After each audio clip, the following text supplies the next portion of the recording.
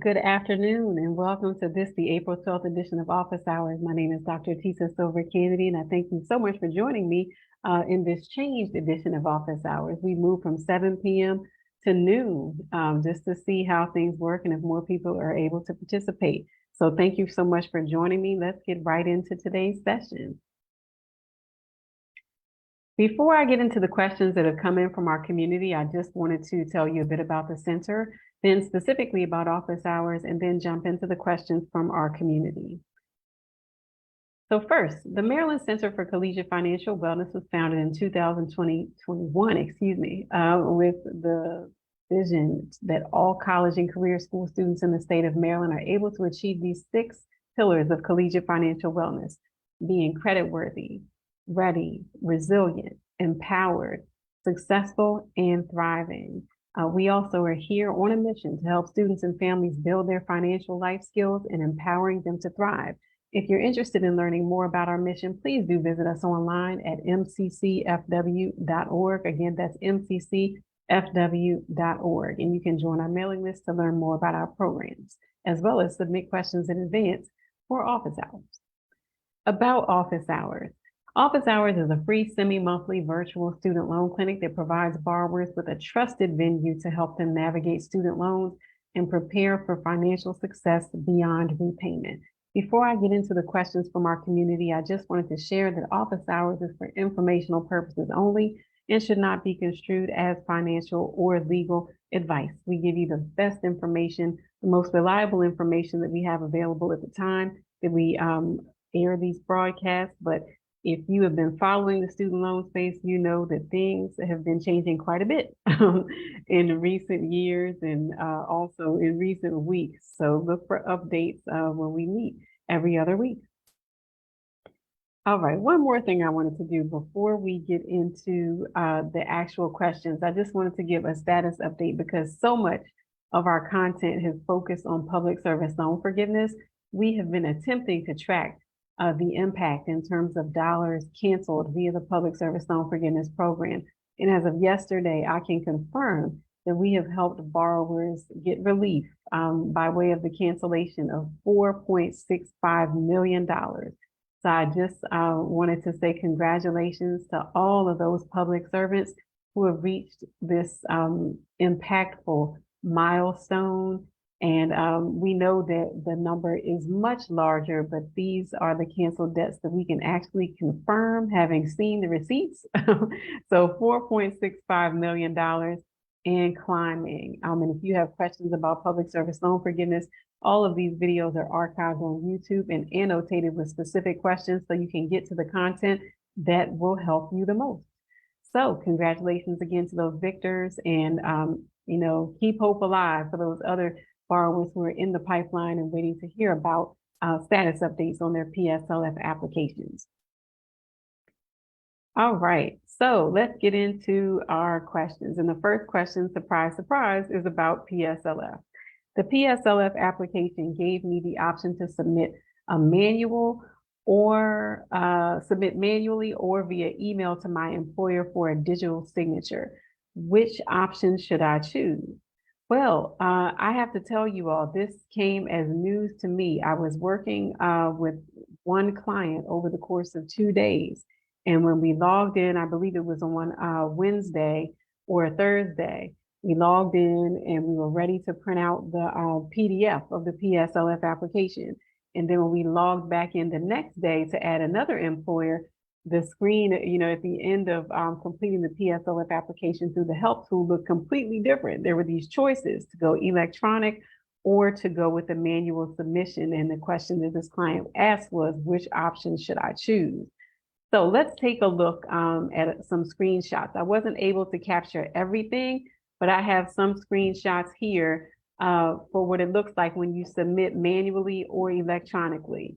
So the first thing that we saw was at the end of the application, there was some text there that said request employer signatures. And this is where they explain the options for having the employer manually sign the form or using this new setup to submit an electronic signature request to your employer's email address. And this will be handled by DocuSign.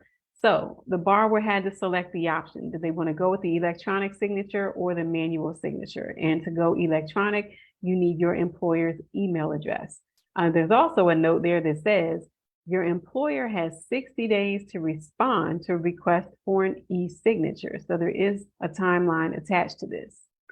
The next thing that we saw were upon completion of the PSLF application. This particular borrower did not have an email address. So we clicked, I do not know the email address.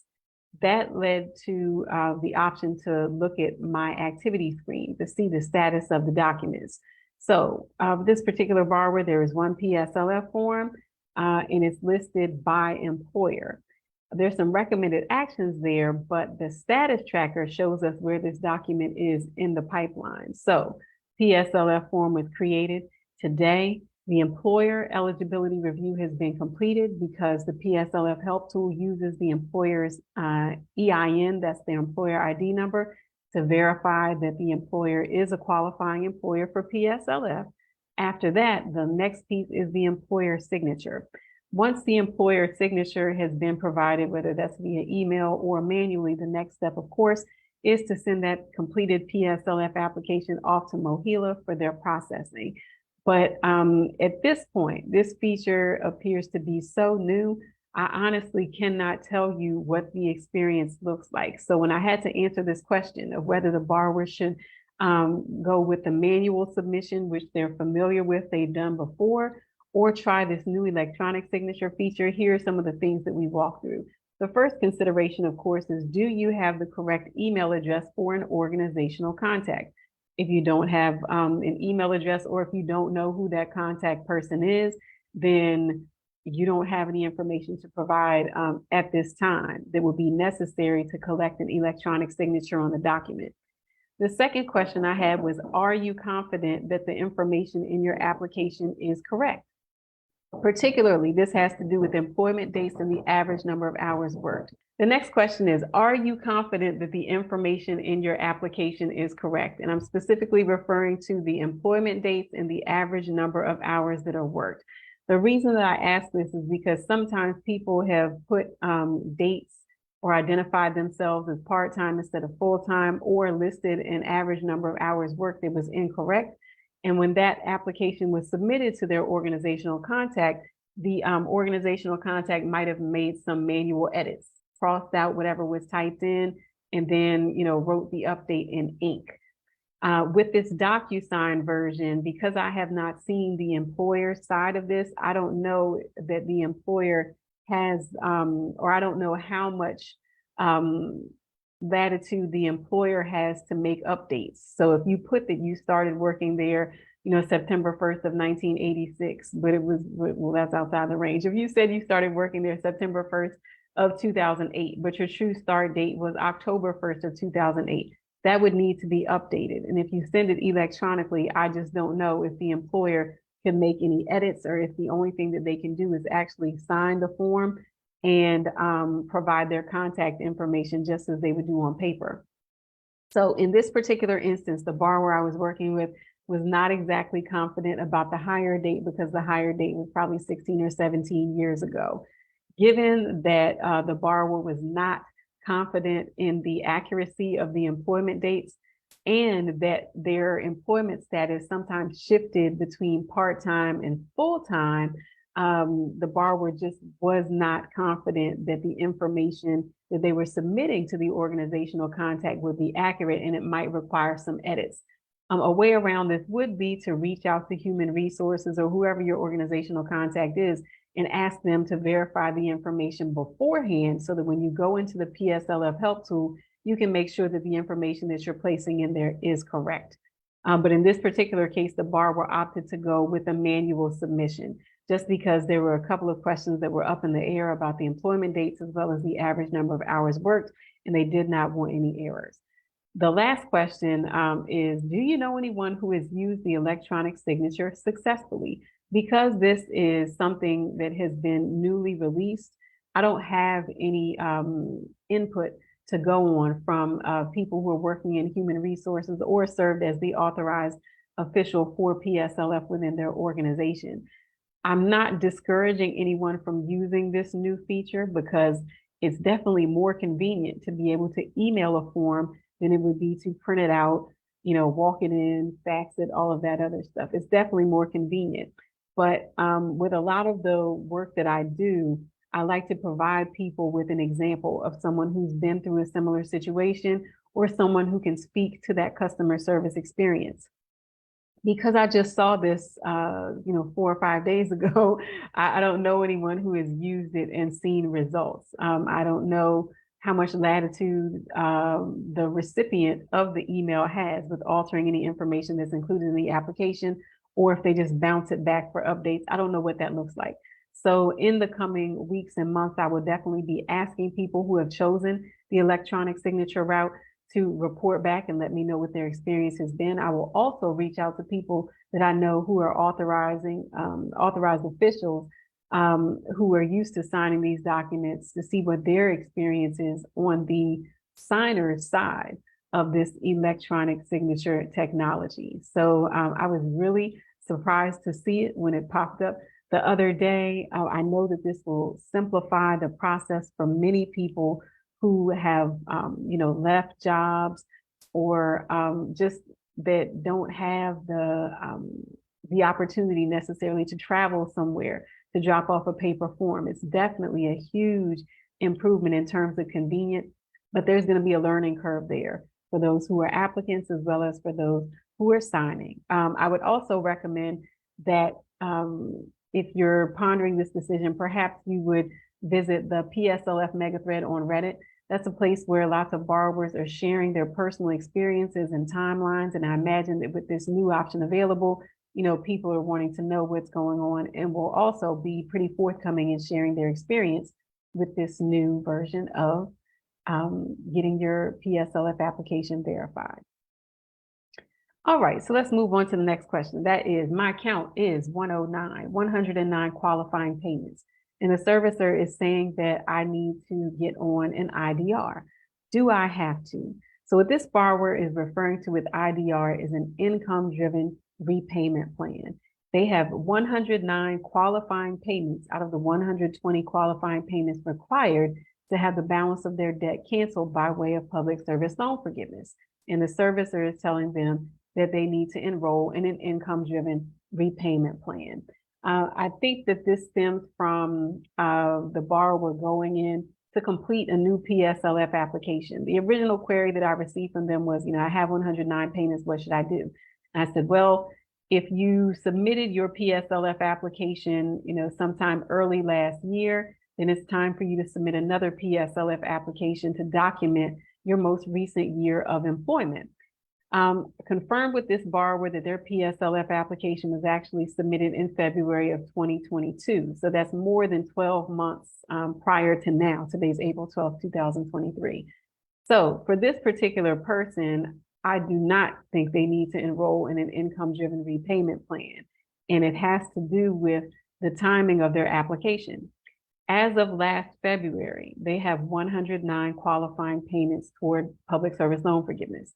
Public service loan forgiveness requires 120 payments. So of the 120, this person has 109. This means that they have 11 payments to go. Because their last PSLF application was completed more than 11 months ago, then truly, since they've maintained the same employment and their loans have been included in the CARES Act forbearance, this person is already at 120 qualifying payments. It's just that the employment needs to be certified so that they can officially be recognized as having more than 120 qualifying payments. Because this person has already reached 120 months, there is no need to enroll in an income-driven repayment plan right now.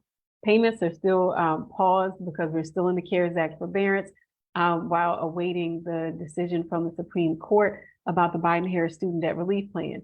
So there's still a few more months where we will not be required to make payments. And if this person completes a new PSLF application to have the last 12 plus months of employment verified, then there really should be no need for them to go back into repayment. Now, of course, all of this depends on exactly when repayment is expected to resume. What we have heard is that it will be 60 days after June 30th. or 60 days after the Supreme Court's decision regarding the Biden-Harris Student Debt Relief Plan. So many people are logging into studentaid.gov and seeing that their payment date has been included. And for those who were included in the pause, what I've seen has been that payments are due really in the last week of September. So we'll see what happens with the Supreme Court decision, but we'll know that we do know that repayment is set to return later this year. But for this particular borrower, because they've already reached 120, their priority should be completing a new PSLF application, because that will verify their last 14 months of employment. That 14 months tacked on to the 109 qualifying payments that they already have will get them over that hump of the 120 qualifying payments needed to secure public service loan forgiveness. So in a nutshell, fill out the new PSLF application. Hopefully it will be reviewed within 3 to 4 months, and the borrower should have the answer that their PSLF has been approved, hopefully before payments resume. All right, so our next question has to do with consolidation. What if I want to consolidate some student loans and not others? So consolidation, is it all or nothing? It's not all or nothing. You can choose whether to consolidate some or all of your federal student loans, but there are some things that you need to consider. The first consideration is, are you in school? If you are in school going at least half-time credits, that's usually at least 6 credits per academic term, then your student loans are automatically placed into what's called an in-school deferment. During the in-school deferment, you're not required to make payments on those student loans. So they're not considered as in repayment. If you wanted to consolidate while you were in school, you would have to contact your servicer to opt out of the in-school deferment and ask them which loans you would be allowed to consolidate. I've seen this work differently for people who are borrowing loans for themselves versus people who are borrowing loans for their children. I've seen a few parents who have borrowed for their children who have been able to immediately take the loans out of an in-school deferment and include them in a consolidation. I'm guessing that has to do with the fact that with Parent Plus loans, technically there is no grace period for them. A parent could start repaying them soon after they borrow, but many parents opt for the loans to remain in a deferment while the student is in school. So the next question is, are you currently borrowing for yourself while in school? I'm actually working with a borrower right now who has some undergraduate and graduate school loans, but has gone back to pursue a doctorate. The question has been, can loans that were borrowed in the current academic year be consolidated? And we tried that. The servicer came back and denied the consolidation application, saying that because the borrower was currently in school, all of these loans could not be consolidated. So my suggestion was, go back to the servicer, see if the borrower could opt out of the in-school deferment for the loans that were borrowed in this academic year, and then consolidate those loans with the loans from their prior undergraduate and graduate school work. The servicer came back and has said that certain loans cannot be consolidated. So the loans, right now they're saying that the loans from the current academic year cannot be consolidated because the borrower is still in school and will be in school for another few years. Haven't run into this particular issue several times, especially not this particular situation. So we're going to go back to the servicer again to try to get more clarity and see how to move forward with the consolidation, because this particular borrower is pursuing public service loan forgiveness, and we need them to consolidate by the end of this year to get the greatest benefit through the IDR adjustment that's ongoing. All right, so next question. I'm finishing graduate school in May. I have loans from undergrad and grad school. I worked for state government for a few years in between school and will return there after graduation. Should I consolidate? So the core of this question is whether to combine undergraduate loans with graduate school loans. And it's really important to recognize that this particular borrower had a gap between the undergraduate experience and the graduate school experience. So this borrower had loans that had actually entered repayment, and the borrower also has state government employment. If they were a direct full-time employee, then that employment would qualify for sure for public service loan forgiveness. So this is definitely a layered question. I'd like to take a step back and just look at what consolidation would do, especially during the IDR adjustment. So with consolidation, and we're talking strictly federal student loans, you would take at least one existing federal student loan, but in this case, the person has two sets. You would take those two sets of existing loans, and then you would apply for a new loan. That new loan would be the combination of those existing loans. It would have the exact same amount. It would also have an interest rate that's the weighted average of the individual rates on those existing loans. So we're taking older loans, paying them off, and then originating a new loan for the exact same amount. Regardless of this person's career plans, if they consolidate during the IDR adjustment, this could place their undergraduate loans and their graduate school loans on the same repayment clock, counting toward cancellation. So in this example, the borrower had about 5 years of employment and repayment history between the undergraduate experience and the graduate school experience. So if that undergraduate school debt has about 60 months of history, the graduate school loan debt has no repayment history because the person is just about to finish up graduate school. If the person consolidates these loans through the IDR adjustment, the new direct consolidation loan, again, will be the same overall dollar amount, but it will be credited with the amount of repayment history attached to the oldest loan in the portfolio. So in this case, we have 5-year-old undergraduate loans, or they're older than 5 years, but loans with 5 years of repayment history versus our graduate school loans with 0 months of history. If you put those two together, the direct consolidation loan starts off with 60 months of repayment history, but this is only during the IDR adjustment. The specific language from federal student aid is your consolidation loan will be credited with at least the largest number of payments on the loans that were consolidated. Now, this takes care of the loans up until this point, but this person would need to earn more credit if they're interested in having this debt canceled by way of PSLF, and even more credit if they're looking at IDR as an option for cancellation. So after they consolidate this loan, they would want to enroll in an income-driven repayment plan because that would allow their future payments to count toward IDR cancellation. And any months that are counted toward that IDR adjustment will count toward public service loan forgiveness as long as the borrower can verify their qualifying employment. So in this particular example, I think that it could be advantageous for this borrower to consolidate regardless of whether they're pursuing a career in public service, because we have both public service loan forgiveness happening. We also have the IDR adjustment happening. And for them to get the maximum amount of credit, they want to use that prior repayment history on the undergraduate loans to their advantage.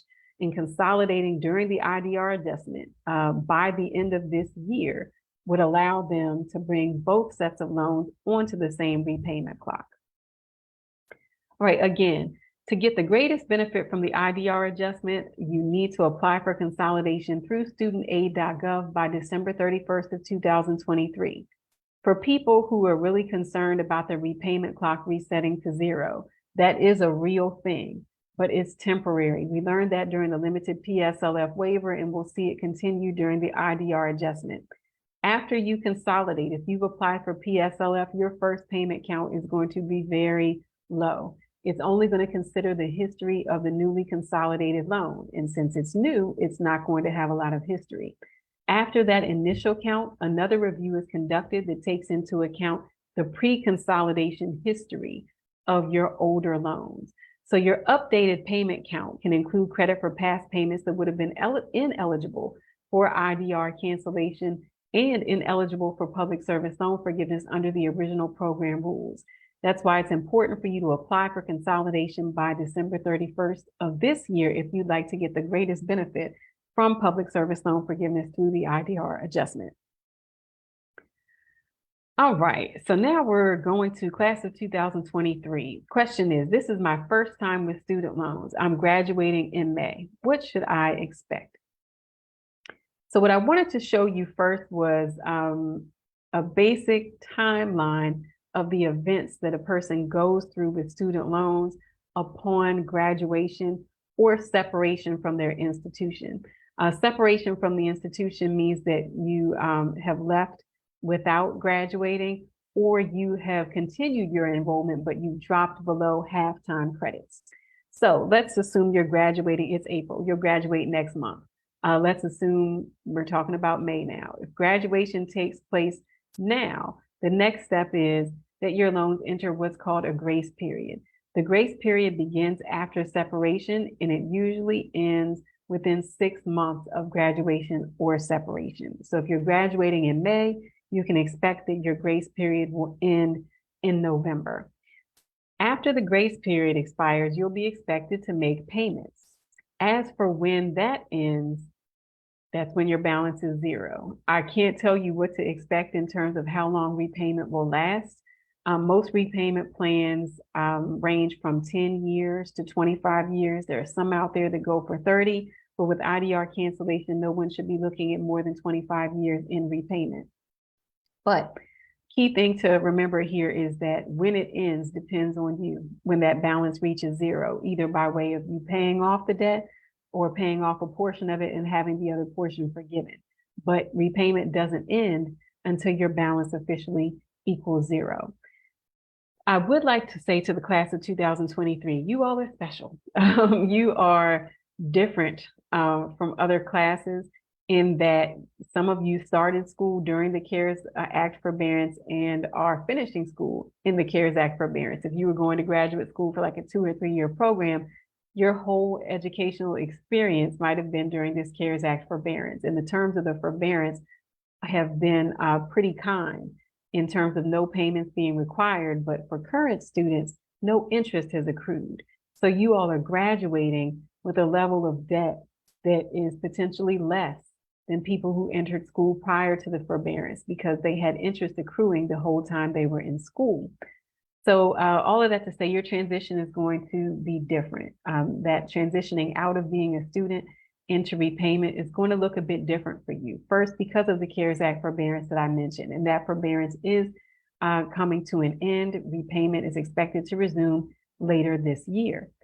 Also, we have the Biden-Harris Student Debt Relief Plan. That's the plan that will, if allowed to move forward, provide up to $20,000 worth of cancellation for eligible federal student loan borrowers. The Supreme Court is evaluating arguments, and we are waiting for their decision. If the plan is allowed to move forward, some of you might see up to $20,000 of your debt canceled. And that, of course, will eliminate repayment altogether for some, but it's definitely going to alter repayment for others. There's some other things going on too. We have the IDR Adjustment, which is that one-time update to correct some past errors related to cancellation for borrowers who are enrolled in income-driven repayment plans, and also refine the process going forward for those who want to pursue cancellation through IDR.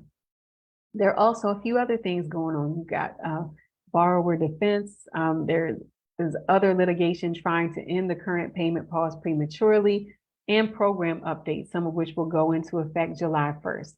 So there's a lot going on for you in the class of 2023, which will shape your repayment experience. The biggest thing I'd like for you to remember is that you are in control of that experience. And that means that you need to be proactive about developing your repayment strategy. I just want to share with you a few tips to make that transition a bit more smooth from being in school to going into student loan repayment. The first tip is to update your contact information with federal student aid, and you can do that by logging into studentaid.gov. You also want to make sure that your servicers and any private lenders have up-to-date contact information for you. Second is that for federal student loans, you can also log into studentaid.gov and use the loan simulator. The loan simulator will allow you to review your repayment options and to also select a repayment goal and get recommendations about which plans align with your goals. Note of caution, the loan simulator provides estimates. And when you're dealing with income-driven repayment plans, you have to provide estimates for your adjusted gross income, as well as your family size, and your tax filing status. So the results that you see from the loan simulator are estimates. You'll know with more certainty what repayment looks like once you officially apply for income-driven repayment plans or decide to go with one of the fixed repayment plans. Which brings me to the next point. Please exercise your right to choose a repayment plan. If you don't choose a repayment plan, it's general practice to route you to the 10-year standard plan. For some people, the 10-year standard plan is the least affordable repayment plan out there. It has the highest monthly payment. And if that's not affordable for you and you miss the payment and you miss several payments without contacting the servicer to review your options or choose a different plan, that can lead you to delinquency and eventually student loan default, which has far-reaching consequences. They go far beyond damaging your pockets, okay? So you can ensure a smooth transition by making sure that you're aware of your options for repayment and choosing a repayment plan that's most feasible for you. I'd also encourage you to explore benefits that are available to student loan borrowers. At the federal level, we're waiting for the word on the Biden-Harris Student Debt Relief Plan from the Supreme Court, but there's also public service loan forgiveness. There's income-driven repayment and cancellation that can come along with those income-driven repayment plans. There's also teacher loan forgiveness, and that's for a specific group of teachers depending on where they work and what they teach. Also, there can be state programs available for loan cancellation or repayment assistance programs, as well as employer benefits. You'll need to search for those on your own. Quick note about the TEACH plan. I just said teachers. If you're interested in teacher loan forgiveness, you can go to studentaid.gov to find out more about the requirements, the types of schools that you have to work for, or educational service agencies that you need to work for in order to be eligible for that program. But all of that information, teacher loan forgiveness, public service loan forgiveness, can be found online at studentaid.gov. For the state programs, you'll need to go to your state's higher education governing body or agency. For the employer, of course, that's going to be specific to where you work. All right, next question. Consolidation. I'm applying for a consolidation loan and it shows repayment plans that require 300 payments. I've already paid for 15 years. How long will I have to go? This is a question I get every time I help someone through a consolidation loan application. So the answer is the length of your actual repayment term will depend on your existing repayment history, the plan you choose, and of course, the future payments that you make. When you're completing the consolidation application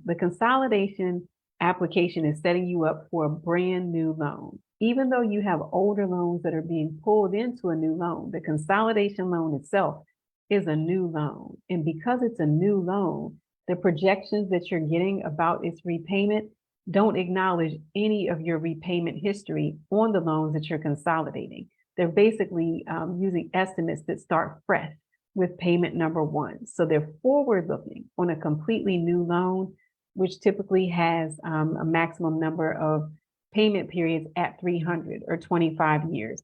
Some consolidation loans before allowed up to 30 years in repayment. So maybe you'd see 360. But either way, the consolidation loan application just assumes that you're starting fresh. So it's looking forward in a new repayment term, starting everything over at month 0.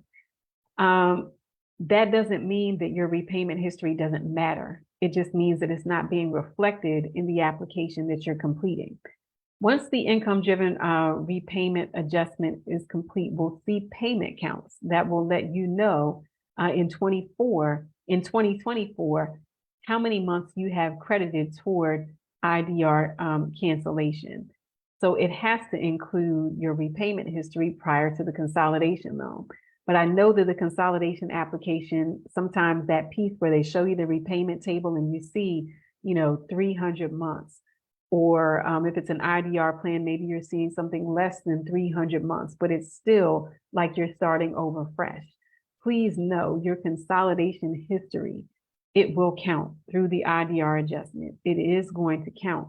But for the sake of completing this new consolidation loan application, you have to just believe that that's going to happen, because when you're looking at the estimates for repayment, you're not going to see any of your repayment history reflected. It's a new loan, it's starting over fresh. So once the IDR payments come in 2024, you will get an update and you'll know how much credit you have toward either the 20 or 25 years needed to secure a cancellation by way of IDR. If you're going for public service loan forgiveness, that time frame can be cut even shorter, especially if you already have qualifying repayment history and qualifying employment. Per the Department of Education, here's how IDR cancellation is supposed to work through the adjustment. Any undergraduate loans or loans paid using the pay-as-you-earn plan, the threshold is 240 months. So if you have qualifying payments of 240 months, then those debts are supposed to be canceled by way of the IDR adjustment. If there are graduate school loans, Parent Plus loans, or loans paid by borrowers who have never been enrolled in an income-driven repayment plan, then that threshold is 300 months. So we're looking at a maximum of 300 months, which equates to 25 years. If you already have that much history for the types of loans that are listed or the types of plans that are listed, then once this IDR adjustment is complete, the debt is supposed to be canceled. But for people who are consolidating to gain the maximum credit for that IDR adjustment, please know you can apply to consolidate before December 31st of this year for the maximum benefit of the IDR adjustment. Your pre-consolidation repayment history will carry over. So for this particular borrower who wants to know how long repayment will last, I can't give you a straight answer on that because it depends on your history. Your history has yet to be accounted for through the IDR adjustment. But I will say this, please don't think that because you're originating this new or you're applying for a new consolidation loan that the repayment term will be the length that you're seeing on the screen. If you have prior repayment history, then the repayment term should be less. But I can't give you an exact number without payment counts, without knowing how much credit you're going to receive for your repayment history. The bottom line is that that repayment history will not be ignored.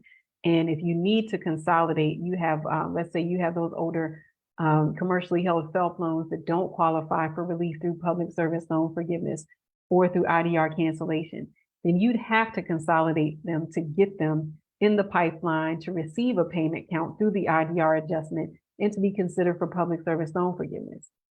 If you have those older types of loans, you have some repayment history in there. And once that repayment history has been accounted for, that would reduce the repayment term that you're seeing on the consolidation application that you are pondering completing.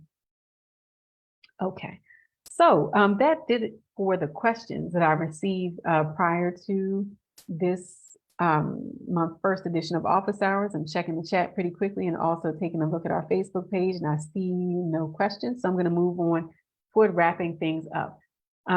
We hear a lot of complaints about PSLF accounts, servicers that are missing records, not so much about payments being misapplied because most people are in a pause right now, but we understand that sometimes people have complaints about their student loan servicing experience. And I just wanted to share with you, as always, that there are options for accountability. You can visit consumerfinance.gov, which is the Consumer Financial Protection Bureau, to file a complaint. You can also visit the U.S. Department of Education, which has an ombudsman. The ombudsman only deals with specific concerns. When you go to visit the page, you'll be able to take a look at their requirements and your concern to see if the ombudsman is the proper outlet for you to reach out to. You can also complete a PSLF reconsideration request if you feel that your count is inaccurate. I'd also caution you, though, that if you recently consolidated, your first PSLF payment count is going to be inaccurate because it's only considering the history of the consolidation loan. If you have prior repayment and employment history, that will be reflected in a future count. So you might not need to go as far as submitting a PSLF reconsideration request. You might just need to wait for MOHELA to finish updating your count with a reflection of your pre-consolidation repayment history. Next, in the state of Maryland, we have a student loan ombudsman for the state. The student loan ombudsman can assist you with problems that you are having with your student loan servicer, including failure by the servicer to communicate with you, errors in crediting your principal and interest payments, any misapplied payments, inaccurate interest rate calculations, billing errors, loan consolidations or modifications errors, and or inappropriate collection activity or tactics. So you can definitely reach out to the Student Loan Ombudsman for help with those concerns. But of course, go to your servicer first and see if you can resolve the issue before you engage a third party. As for the Student Loan Ombudsman, if you are currently in repayment and you have a complaint about your student loan servicer, you can visit the Student Loan Ombudsman for the state of Maryland online through the Department of Labor and file a complaint. I'll make sure to drop those links in the chat for you to file a complaint, but to also view the Maryland Student Loan Borrower's Bill of Rights. This will help you to learn about the protections to which Maryland borrowers are entitled and the obligations of their student loan servicers. So we are wrapping up a little bit early. It's only 12:43, but that does it for all the questions that have been submitted prior to this edition of Office Hours. As always, I'm Dr. Tisa Silver Kennedy, the founder and director of the Maryland Center for Collegiate Financial Wellness.